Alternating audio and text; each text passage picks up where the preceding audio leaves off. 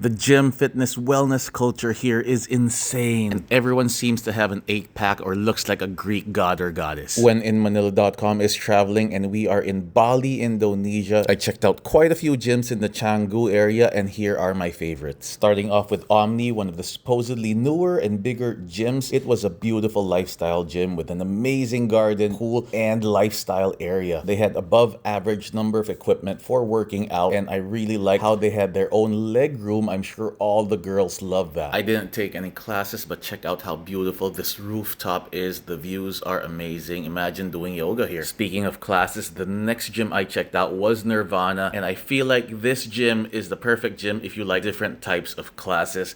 It looked like they were class-centric, as unfortunately their equipment felt a little bit underwhelming and a bit crowded in the equipment area. But Nirvana Life did have a very nice calisthenics portion. And all the gyms on my list for this video will have a beautiful lifestyle area with the sauna, cold plunge, steam room, that part. And here's the lifestyle area for Nirvana Life. All these beautiful gyms. We really need to step up in Manila. Up next is the Bali Social Club, which mainly focuses on paddle, but they also have a nice gym and wellness area. The gym was a bit small and it did feel like one of those hotel gyms, but it was a good hotel gym at that, and maybe a little bit bigger. But of course, paddle was the thing to do here, and you actually meet a lot of people doing that, thus the name, the Bali Social Club. Now, if you're looking for a good balance of the lifestyle aspect and the gym equipment, then you've come to the right place at Wrong Gym. Yeah, it's called Wrong Gym. So of the gyms I went to, I think this was the most balanced as far as the pool area, the nice views, the lifestyle aspect, as well as the gym equipment being sufficient enough if you want to have a good pump. But this booty room definitely stands out.